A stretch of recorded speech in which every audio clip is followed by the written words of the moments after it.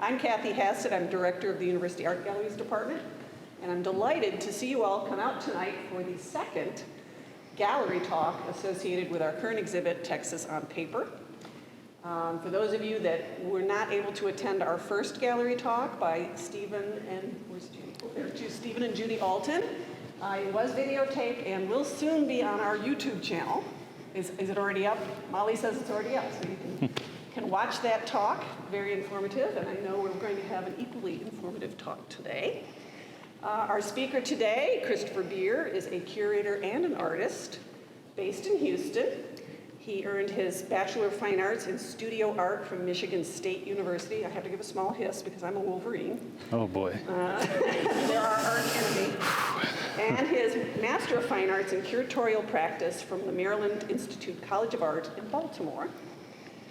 He has done extensive exhibitions, and as I mentioned, is an artist.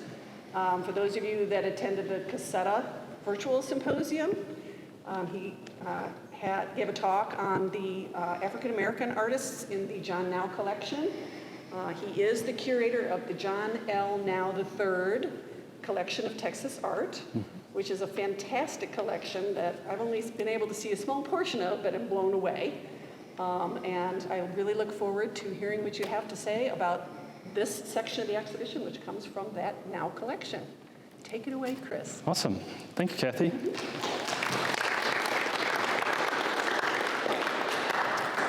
Hey, y'all, if you want to kind of come on in, we're going to be looking at these three pieces to start. So I am very happy to be here. Thank you, Kathy, for the invite.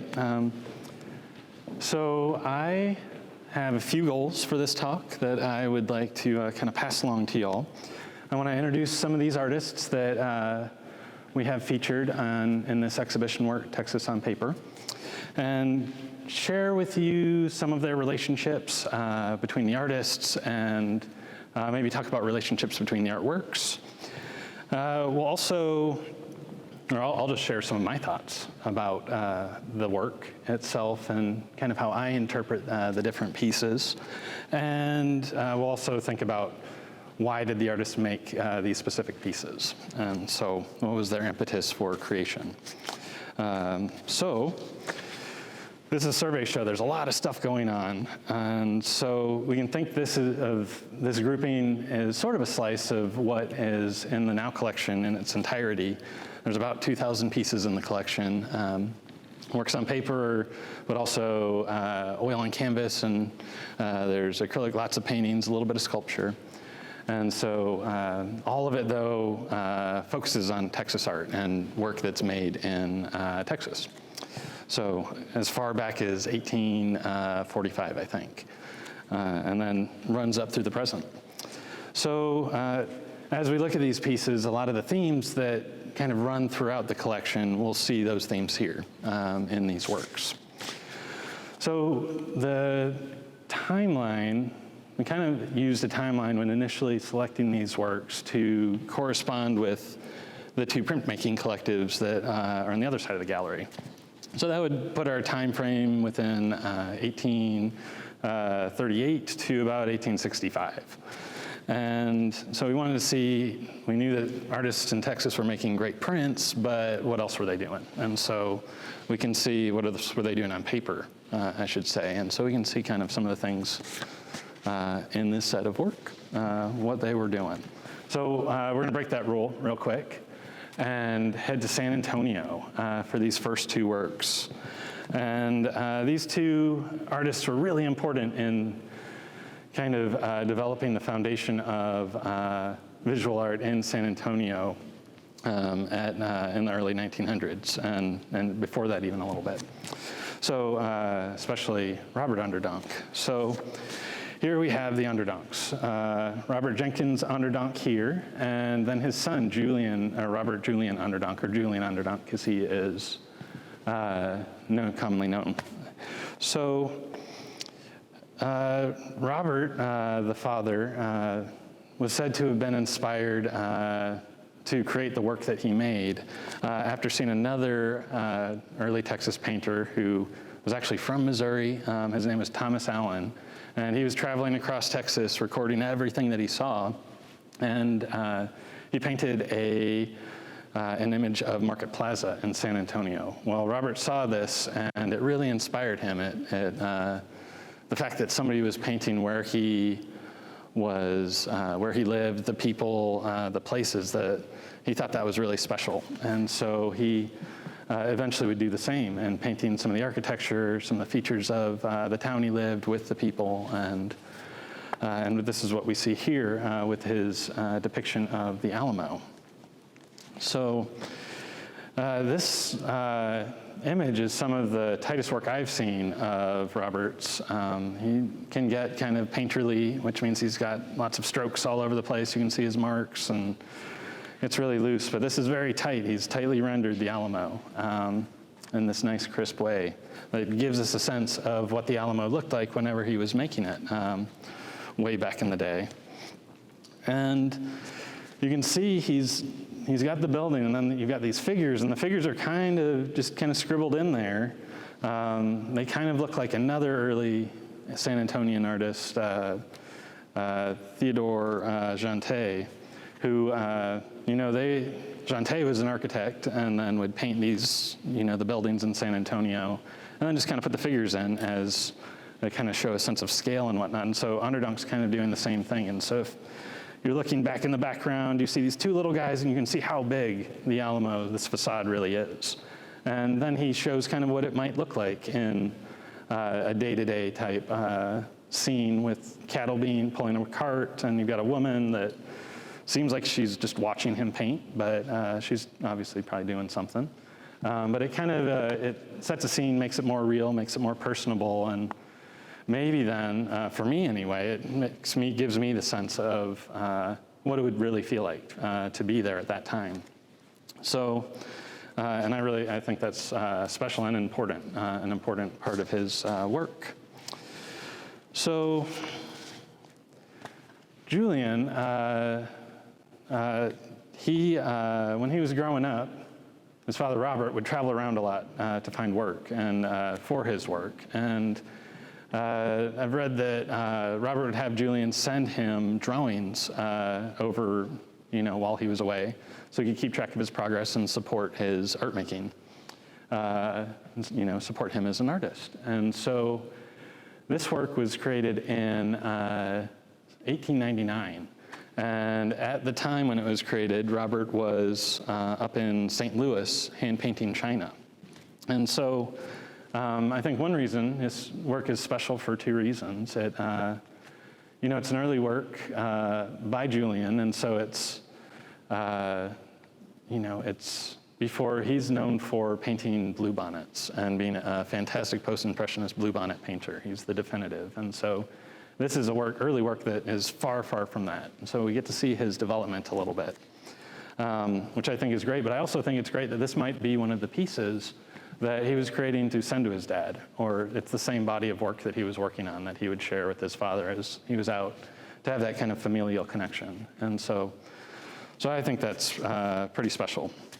Last thing I think about this piece that is kind of interesting is, if you notice these big blue segments here all around, and he's kind of starting to work with his idea of his bluebonnet color field style paintings, where he's made this big, he's playing with large planes of color and the sky and nature to create this composition. So maybe it's a taste of things to come. So the Onderdonks, they were prolific art makers, but then their family really helped fortify the art establishment in San Antonio at the time, the institutions, and they were teachers. Julian's sister, Eleanor, was also she was a painter, but she was the curator of the Whitty Museum, which is an art museum down in San Antonio, for 31 years. And so she really kind of defined where that space would go in terms of art collection and what they were looking at, and just helped that institution, which is important in an art culture, to have a museum, a space where art can be shown, to have that. And so she helped create that. And so that's very special, I think. And kudos to the Onderdonks. So thinking about that idea of community engagement and art engagement with the arts, we'll move on to our next kind of topic bracket and think about, which are murals and mural studies. And we have in this show, I think, 6 mural studies that are displayed. And murals back in the 30s and 40s were very significant, very important for 2 reasons, and they were very prevalent for probably 2 reasons. One, there's a lot of exciting things happening in Mexico with the Mexican muralists and Diego Rivera and his cohorts, and many artists from Texas went to study. I don't know about many, but there were a good few that went to go study with and painted with Diego as he was working on his murals all over the US and in Mexico as well. So that, the fact that it was popular in the scene, art scene, was a big thing. But then also there were government programs that would fund murals to be made to help, because this is around the Great Depression. And so people needed work, artists needed work. And so the government's answer to that was, oh, well, we'll put paintings up in all of our federal buildings, and so especially post offices in Texas. And so they created this series of programs that allowed for artists to enter submissions, and then they would, they'd win them and get to work. And so, quite a few Texas artists went for these mural projects. So the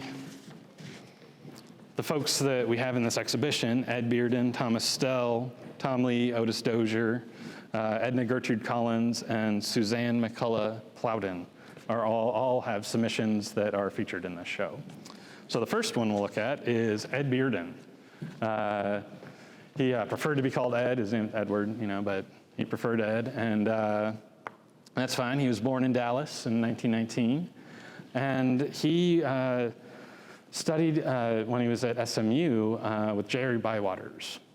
Well, after he finished there, they got along so well that he would go and work as Bywaters' assistant at the DMA for 10 years or so. So Bearden was an active artist that whole time, and this piece in particular was created a couple years before he went to the Colorado Springs Fine Arts Center to study with Otis Dozier, who I mentioned. He's got a mural study we'll look at a little later, and he's also got a very fine jackrabbit print on the other side of the show. And so,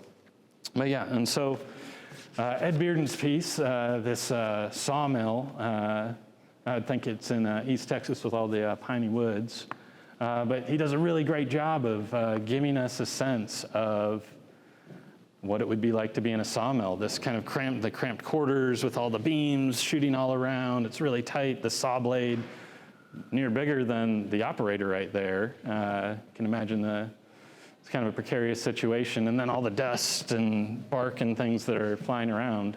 You kind of get a sense of kind of the closed quarters of this really tough job.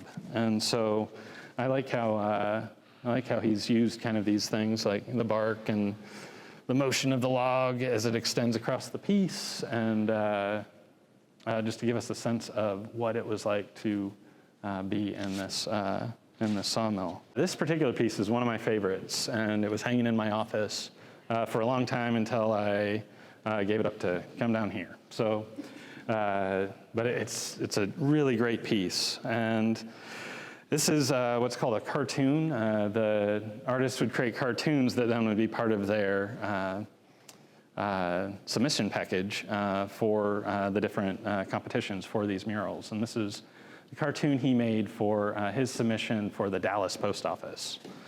Now, unfortunately, an artist by the name of Peter Hurd, who is also considered an early Texas artist, but he wasn't from Dallas, won the post office. And so this made the folks in Dallas a little bit, they were a little disgruntled over that, weren't too happy. But still did get to do, make a mural in Longview, which has similar characteristics to this piece. And he completed it in 1946. I'll kind of explain what I mean by the characteristic. So he uses these breaks with this wall here, and then with the way that the ground, they're tilling the soil or raising it, and then they've got a person that's carting along or seeding the ground. Basically, there's all these different stages in the production of feed for cattle, is how I read it anyway. And so, but he's moving through time all in the same picture frame. And he's using these elements like this wall or like the change in the surface quality of the earth to help let us know when these moves are being made and when we should think, oh, well, this is a different time, or this is, this and this probably aren't happening, at the same time where he's, but maybe they are. Who knows? But I think it's really interesting how he has kind of warped the environment to help tell his story. So we will, so in thinking about working a composition to tell a story, we're going to jump away from the murals for a quick moment and talk about Alexander Hogue, Study for Avalanche by Wind. It was made in 1944. Alexander Hogue was part of the Dallas Nine. She was hanging out with all these folks.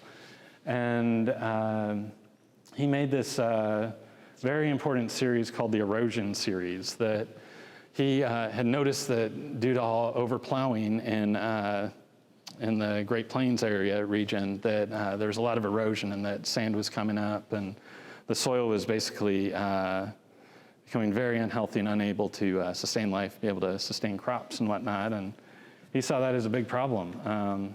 And so he wanted to do something about it. And he didn't consider himself an environmental activist, but he definitely wanted people to know what was going on. He was a little controversial too, because like some artists, I've heard that Velma Davis, who is Otis Dozier's wife, didn't really care for him because he was really into commercial art. But I think he just had kind of a different style than Velma did, and so. But that's a little bit of gossip for you. Something interesting about this particular piece, all the other erosion series, he anthropomorphizes the land to have kind of this sand pattern form into the shape of bodies, like laying down on the earth. And in this particular piece, he doesn't do that. He doesn't make or create bodies with earth. He actually has a body right there. There's a person in the piece. And so as this drought-stricken land, the drought has made all the earth turn to sand, and it's now going over this man-made rail, which is kind of a symbol of progress, I would say, and mobility and moving forward for people. The guy's waving the train saying, hey, you gotta slow down, because you're not gonna make it. So I think it's a very interesting message that works today as well. But a very fine piece, and the actual painting is in Arizona now at a museum there. So yeah, let's see. So we'll move on to our next study. This is the preliminary sketch for the great painting mural Stampede by Tom Lee. This is the only mural in this set of murals that ever that was accepted and that was produced, and it can be found in Odessa right now in their post office. Actually, I think that it is on loan to a museum there. So if you want to go see it, you should definitely go check it out. And the museum, the Ellen Noel Art Museum, is that correct? Does anybody know? Yep, cool. So they've got it on view.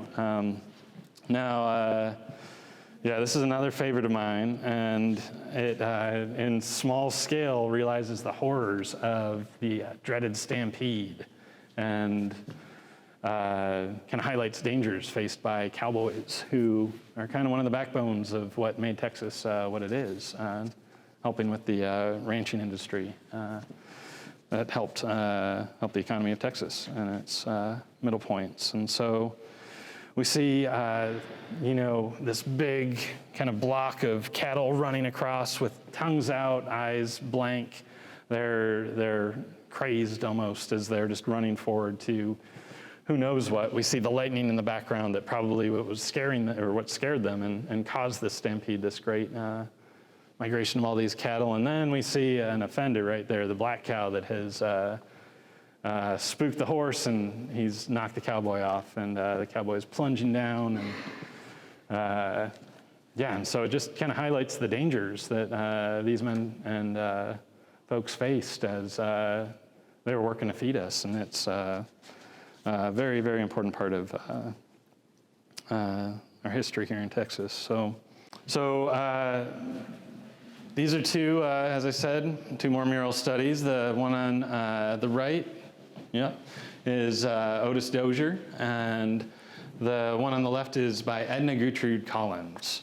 And both of these studies are interesting because the artists weren't always just putting a painting on the wall. The ones we saw back there, they're all rectangular. That's kind of a traditional, painting format. But these folks are painting, maybe Dozier's painting a frieze up above some archways. Collins is maybe painting something that's inset under an arch, but they're taking the architecture into account and including it in their renderings for their applications. So unfortunately, neither of these murals made it to see. They weren't made, unfortunately. And so, but both of them did have murals that were made in Texas. And I don't know if you can go see them, but Francine Carrero, who wrote the catalog for this, wrote the essay for this exhibition, she mentioned that Edna had murals in Houston and produced in Goliad and also in Bryan, which is next door. So maybe I have a chance to go and check that out if interested. Dozier did have some section fine arts murals made, one in Fredericksburg and the other one in Arlington. And then he made other murals as well throughout his career. And I heard that he might have even made one for Texas A&M. So, but I don't know about that. I don't know where. Yeah, so we heard it. But something cool about this and the story of like assembling and collecting art. That this particular piece, you kind of see it. You've got part of a story, but I don't know if that's the whole thing. And it kind of goes off there. Maybe there's another part of that. So we have located the other piece. There's actually another companion side to this mural study about the colonization of the Americas. And so I'm going to go pick that up tomorrow. So yeah, so we have located it. We'll bring them together. And so that's a pretty great thing. But yeah, you never know where you'll find pieces. And yeah, sometimes pairs get separated, but it's cool to see them come back together. So our last mural that we'll look at is right over here. So the final piece is a great little painting by Suzanne McCullough Plowden. And this piece was created for the El Paso post office submissions for that mural. And that was a very desired, there were a lot of entries for that particular project. And in the end, Tom Lee, who made the Stampede piece, he ended up winning that project. And so you can see his mural there. But Suzanne, she made this awesome little color rendering that also shows kind of conquistadors coming in, and you've got a mission in the back. And so this is the beginning, before Texas, when Europeans were coming on in to the Americas. And so I like it I think it's a great piece. A fun little piece, and I also like the fact that it's proof that women were very much engaged. I know we just looked at Edna, but we want to have, it's good that there were lots of women that were participating in these contests and that they were making quality work too. And so I think that's a great thing.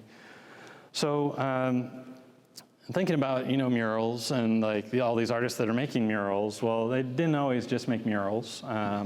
They're painting, doing studio paintings, doing commissions, and then some are even like framers to make money and working in administration and doing, engaging in other aspects of the art world. And so, and as people grow and develop and things change, art practices might change too. And so I wanted to look at two artists that we can see kind of examples of that change. And so we'll look right here at these two folks. So Seymour Fogel, and I'm actually going to cruise over here so I can stand next to. So Seymour here, he was born in New York in 1911, and went to school in New York City and got a pretty good art education, but didn't really earn his true credentials until, like I mentioned before, folks were working with Diego. He partnered up with Philip Guston, who's another one of my favorites, and they both were working for Diego at the same time, and so as his studio assistants. And so Seymour learned how to paint these great, Mexican muralist style murals. And so he could draw, he could create compositions that told stories and paint figures and do all that good stuff. So he then, he finished up kind of working in New York and accepted a position at UT Austin, which pulls him back into Texas and makes him a Texas artist. But when he came to Texas, he discarded all of his figuration, like drawing people and things, and went to purely non-representational abstraction. And so he's making, he's drawing shapes, playing with colors and form and all that, but not including the figure, right? And anything, like no trees, there's no land. And so this is a piece that was made in 1942. And so this is kind of a transition where he's finishing up the mural work, and he's starting to think about abstraction, and he's hanging out with folks like Franz Klein, Philip Guston, Willem de Kooning, so all of these great Abex artists, and he's getting all these ideas that would then feed to him. But he made this in the meanwhile. And so he's kind of in this middle ground where he's based everything down. So you can see this blood squirting out, and it's not rendered perfectly, but you definitely know that it's blood coming out from the piece is called dehorning. And so this cowboy is ranchhand is cutting the horns off of the cattle to kind of protect them so they don't poke anybody or get caught up in the fence, or there's lots of reasons for it. But and so he's taking these base elements and is really just playing with color and with these big shapes, and has made this drawing that you can definitely see, know what's happening, but it might not be so tight. And it's definitely tighter than his abstraction. And so I thought that's cool that we've got this little middle ground work that's kind of a stop in his transition to becoming a purely abstract artist. Next to Fogel, we've got Emily Rutland, and Rutland she grew up in Taylor, Texas, was born there in 1890, and so as far away from New York City as you can get in rural Texas, and spent her youth on a farm, and so she was around cattle and around horses and mules and the livestock. While she was growing up, she did take a few art classes. She went to Santa Fe for a little bit and studied there, down to Corpus, and studied with some folks. But that was pretty much it. And you can see, so on the other side of this wall, you can see there's a piece of hers of some cattle. And they're cartoony, but they're rendered pretty, the likeness, you can tell they're cattle, they look pretty good. And they're definitely not abstractified. It's a nice sketch, but here you see a little something different. And so as she was working, then she started, to make these more gestural moves and work with larger planes of color. And she's adding elements like, that's a wheel, but maybe that's not exactly how that would look, but it works for the composition of the piece. She's working the art and working what's within inside the picture frame. As opposed to trying to make a perfect replica of what this mule would look like as it's dashing away from this broken wagon. And so when I think of an Emily Rutland, I think of more this style than the more realistic version, you could say. And think she really came to her own when she started to play with this, with the geometry and whatnot that she's using, and the muted color palette. And I think it's pretty effective and pretty cool. And interesting that she just automatically started making things like that, or over time started making things like this. And so really found a style of her own. So in thinking about like horses, and like she pretty much paints mules and horses, and these are her icons, like the things that she's working with, the ideas she's working with in her art practice. And so thinking about that idea of icons and Texas icons, we can walk over to, we're gonna go right there actually. We've got Jerry Bywaters and Harry Carnahan.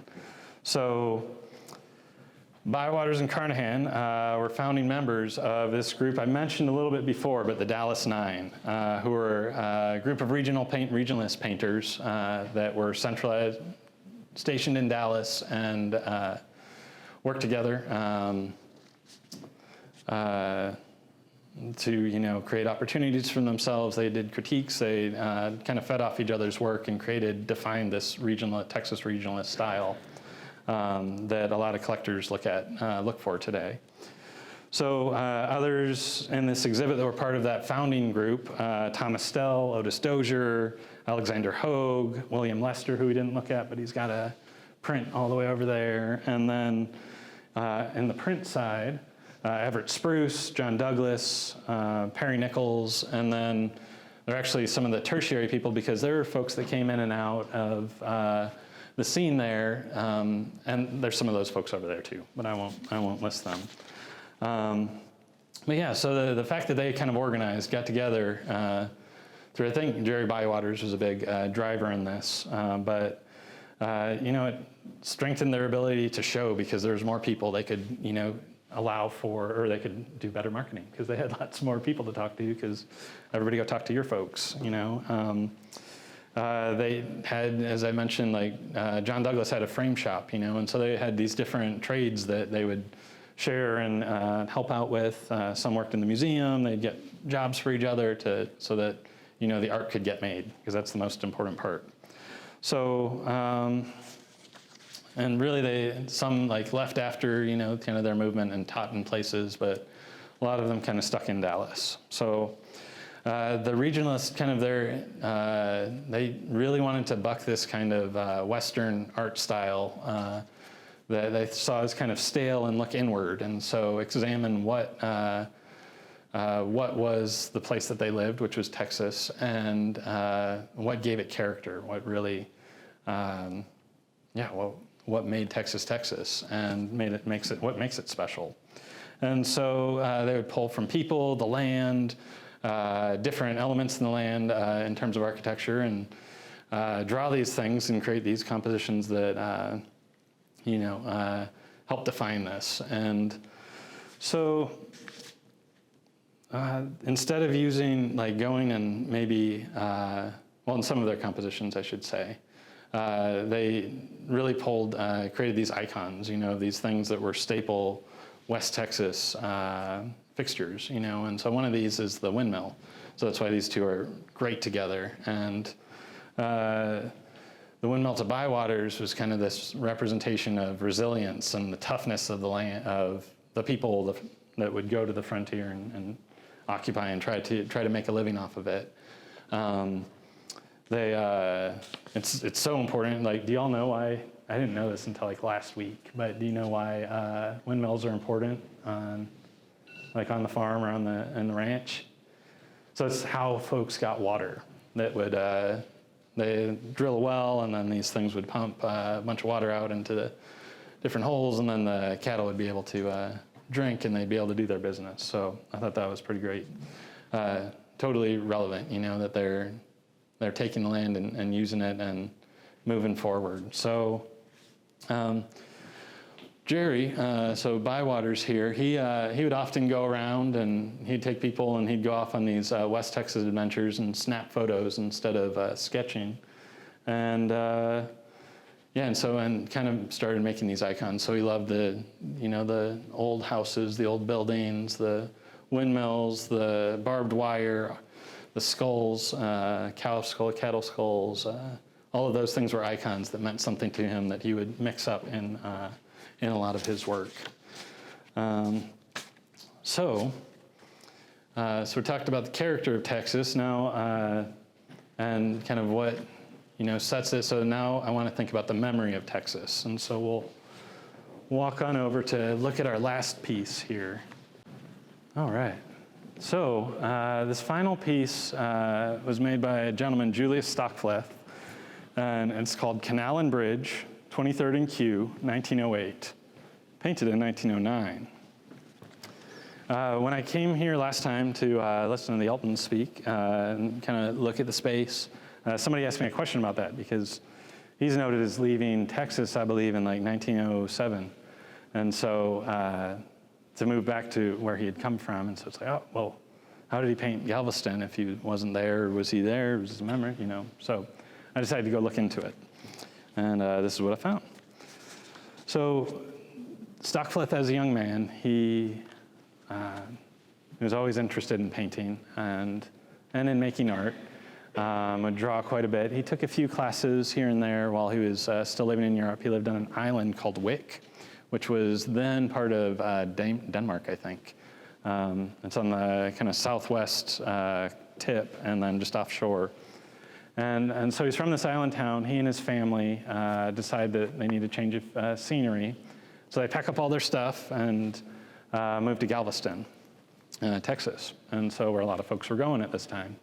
It was a big happening place. And so he moves down there and makes his living as an artist. And he's making small compositions like this that he can sell to tourists as they come by. He's sitting on the dock, and some of these really well known for the pieces I noticed when I first started looking at this work at Texas Art and at his work, or paintings of boats that he would go and sit on the dock and record the ships as they would come in. And folks say that they're kind of naive. It's like a folk art style, not totally refined, but they had this character, and he had this mission that he was going to record all the ships and record the buildings and this place that he was living. And so he, in turn, kind of created this record, this very early record of the turn of the century Galveston that is super valuable to have. And so, unfortunately, 1900,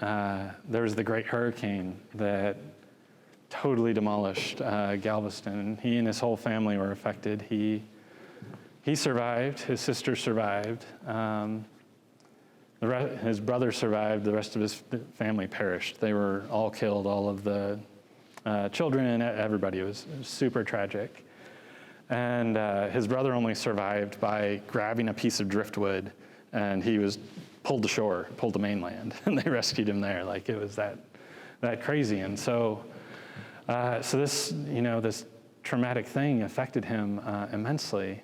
And he, to start to work through that trauma after the storm, he started painting the wreckage and painting the scenes of how the town looked as they were recovering from this hurricane back in 1900. And he made a lot of these different paintings. Mr. Now has one of a very nice one of called After the Storm that is quite good. It has piles of lumber and detritus, and then a house that's been kind of demolished. And anyway, he also painted two pieces that were of the storm as well. And so a ship out in the ocean or out in the sea as the waves are crashing, and another of people like wading through the floodwaters as they're trying to escape in the town. And so these are really poignant pieces. He was working through a lot. Well, he made these great works, and come like 1907, he decided he had to go. And he just couldn't take it anymore. The loss of everybody really impacted him. And so he and his sister decided to move back to Wick. And so they took a boat out back over there and set up shop. And I think Wick had since then become part of Germany at that point. And so he's noted as being German, but I'm pretty sure it was Denmark before that. Anyway, So he went back home to Wick, and he spent the rest of his days there. He was noted as being kind of a crazy old man that whenever there'd be a storm, he would run out to the levee and like check for cracks and see to make sure that nothing was going to happen. You know, he was terrified of reliving that event in Galveston. But he also painted when he was back in Wick, and he would paint scenes around town and he would sell postcards to tourists, much like what he did in Galveston to make a living. And so what I take this piece to be is his fond memories of Galveston and him remembering kind of an idealized version. And so you've got the Victorian homes, and you've got the beautiful sea, or the pier that he would sit on to look at the boats. And this is an inward happy memory of that kind of tragic, or place that tragedy had happened. And so, and also looked at maps, and so you can see, like if you look at a map of Galveston, the roads, 23rd and Q, they're inland a little bit. There's not a dock, and so, I mean, there's a dock, but I don't know, it doesn't look like that, though, and so, and I looked at a map of Wick as well, and they've got nothing like that, and the roads are not the same, and so this is him dreaming fondly of Texas after he's left, and which is kind of nice, I think, so that he was able to still remember good things from that place. And so that about wraps up my comments. Does anyone have any questions or want to talk about any of the other works that I missed, or what do y'all think? My question was for the archway that was split up into two. Yes, sir. How did the artist decide where to divide it? Was it two halves of the story, or was it just one continuous? Ooh, this is a good thing. Yeah, so chances are, I would think, I don't know the answer, but specifically, but I would think that there was probably a partition, like some kind of wall that came out, and so that was the workable space on one side of the room, and then on the other side there was the other composition, but they might have joined together and it was just a long facade, but without knowing exactly where he was going to place it, I can't tell you exactly, but they did consider that kind of thing. So yeah, so that answer? Yeah, cool. Is anybody else? I have this question about, I think it was the first piece over there. Sure. You talked about the artist, how they first drew or painted bluebonnets first. Oh, yeah. And yeah. how did they transition into painting or? So this is a preliminary. This is before the blue. Could you repeat the question? Oh, certainly, yeah. And so she asked about Julian and where his transition was into painting bluebonnets, and as opposed, because the piece he's got over there is a architectural rendering kind of. So he painted that first. That's kind of when he was a student, he's learning how to draw, learning how to paint, getting his feet wet. He moved up to New York and studied with William Merritt Chase and some of the post-impressionists up there, and then came back down and started painting the bluebonnets, from what I understand. And so the bluebonnets came later, if that makes sense. So, and then he painted a lot of them. So, yeah. Any other ones? I'm curious where you find these, like the mural.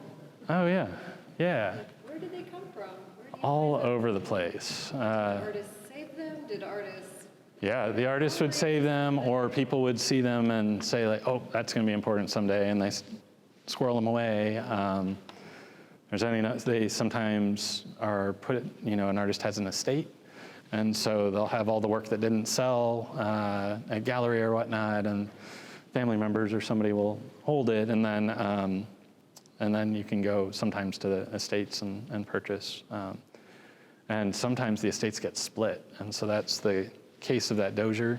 The estates were split, and so the pieces went their separate ways for a little bit. So.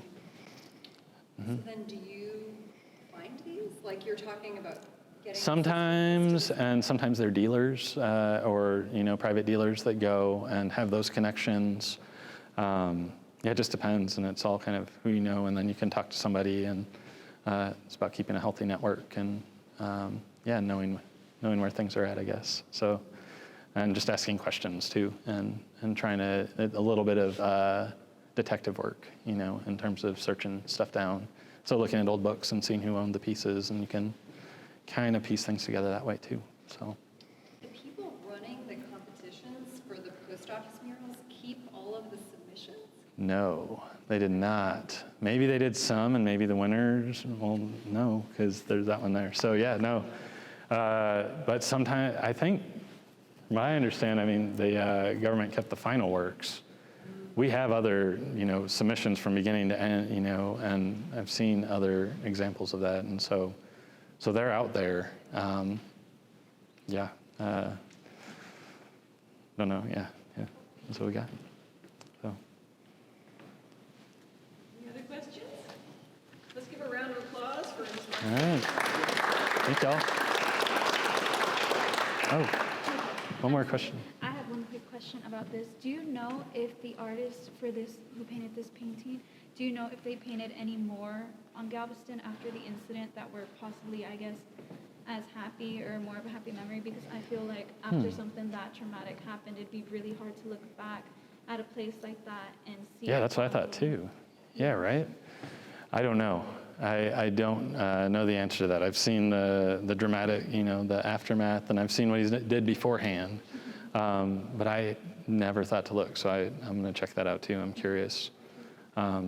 He's got some good information online, and there's a few books, monographs that are published about him as well. And so you can kind of look and piece the story together as well. So, and see some of the dates and whatnot. So, you bet. All right. Thank you. Thank you very much, Chris, for this Cheers, talk. yeah. Thank you, everyone, for coming. We do have some drinks and snacks in the other room over there if you'd like to partake. Thank you all for coming. Cool. Thank you, Chris. Good job. Yeah, thanks.